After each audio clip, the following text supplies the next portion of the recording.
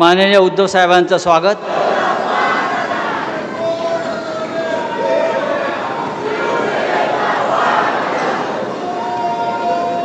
तर देशाच्या गृहमंत्र्यांनी उद्धवजी आज सांगितलं, आम्ही काचेच्या घरात राहत नाही.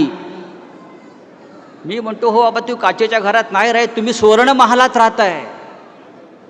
पण सुवर्ण महालात तुमची राहण्याची अवकाश आमच्यामुळे झाली आहे, विसरू नका. तुमच्या घरातले कमोडसुद्धा सोन्याचे असतील.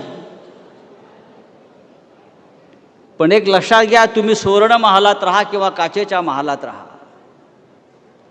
या महाराष्ट्रातल्या, या मुंबईतल्या मराठी माणसाला मुंबईतून हद्दपार करण्याचा प्रयत्न कराल तर तुमचे हे सोन्याचे आणि काचेचे महाल जागेवर राहणार नाहीत.